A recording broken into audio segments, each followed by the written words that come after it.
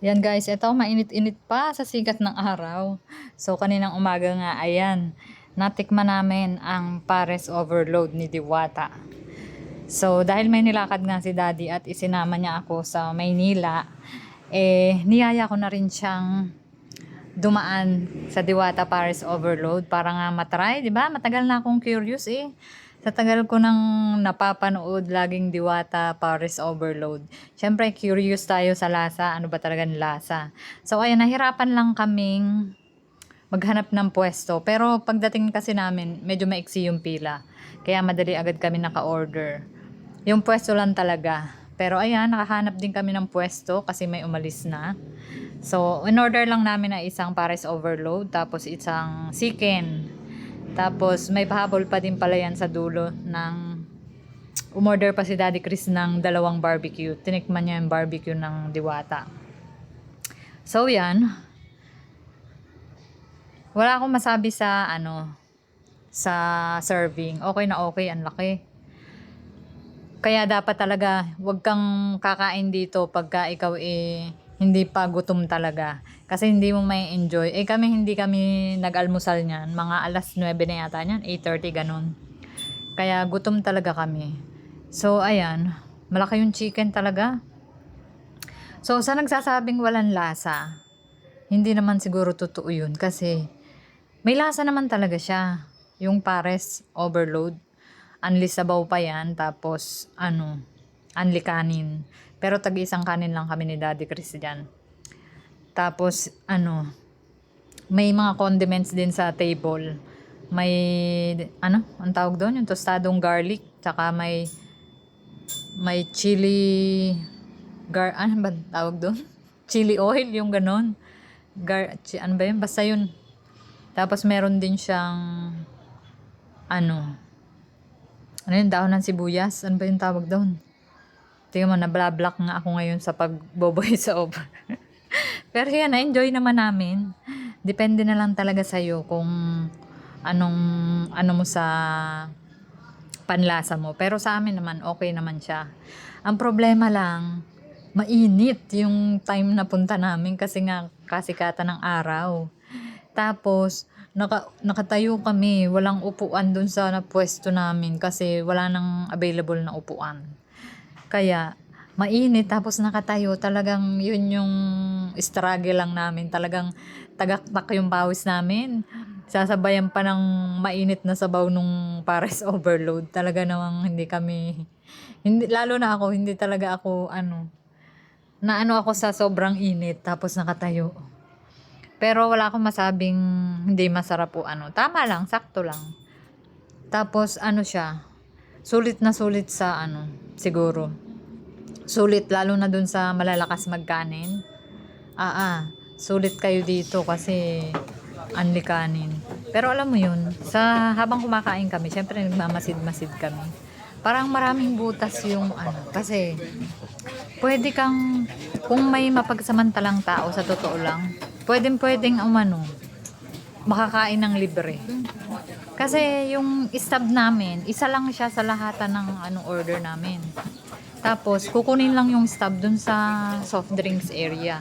Hindi ibig sabihin, pwede kang, hanggat nasa yung stab, pwede kang Kasi, basta, yung mga nakakain sa Diwata Pares Overload, alam nyo siguro to. Siguro napansin nyo rin. Talagang, dapat, i-improve ni Diwata, i-organize lalo yung kasi pwede talagang umulit yung kung mapagsamantala yung tao.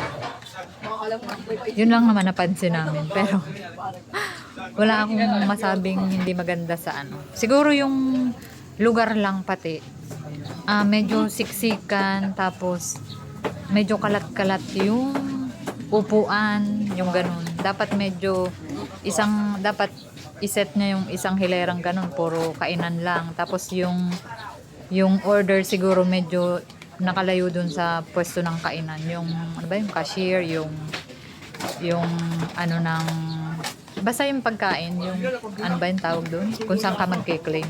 Dapat medyo malayo-layo kasi nagkakagulo dahil doon kasi gahanap ka ng pupwestuhan, tapos nandun din yung ano ka, magulo lalo siguro kung dagsaan tao. Kaya nung nakita nung, pwede pala ditong dumoble nang hindi ka nakakapagbayad kasi ganun nga, iikot-ikot ka sa paghahanap ng ano. Ewan ko lang kung napansin din ng mga nakakain na dito, pero yun lang ang observation ko. Pero sulit para sa akin. Tsaka, alam mo na, experience to para sa amin kasi from Kabuyao, nakarating kami ng Diwata para sa Overload.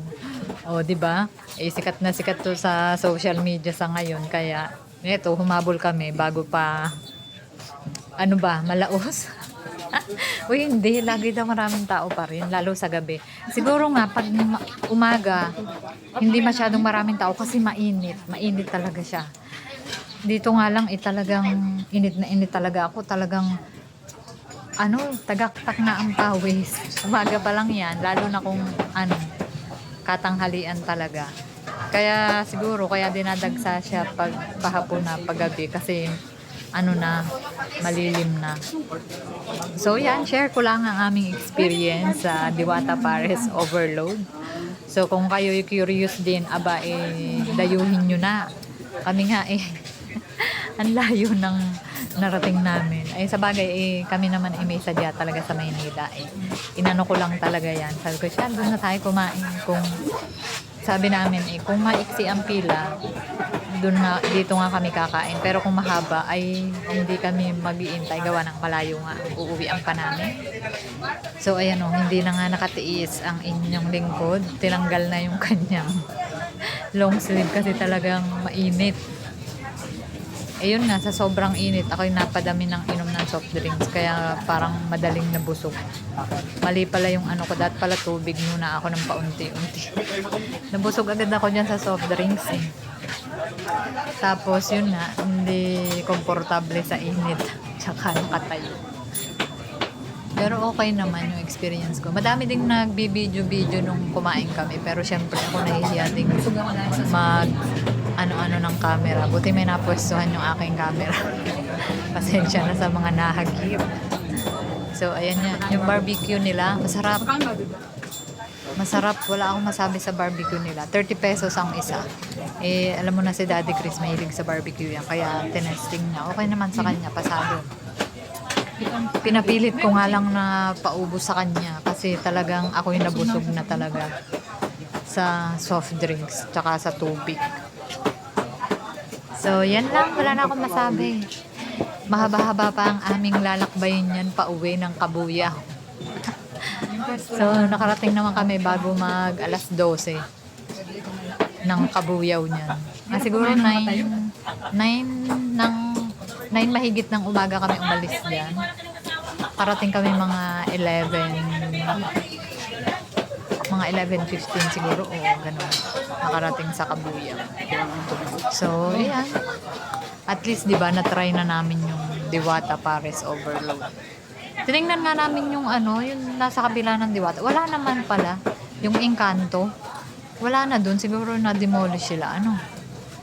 Wala na yung Encanto. Sabi ko, di ba mayroon ding paresan sa tapat nila? Wala na ngayon. So, iyan. Nakwento ko lang mga guys. Try nyo na rin kung kayo malapit lang. Siguro hindi na kami mauulit dito kasi malayo kami. Pero siguro kung malapit, pwede. Kaya lang malayo. Hirap ubusin. O, try nyo na din para kayo may masabi din tungkol sa Diwata para sa Overload. So, yun lang. Bye-bye.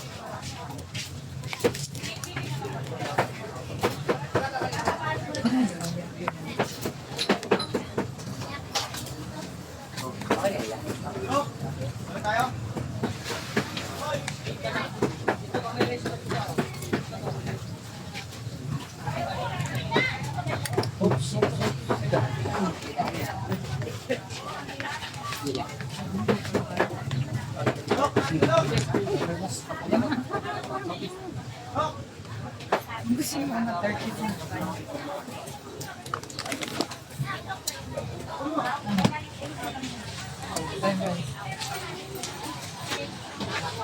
Init, init.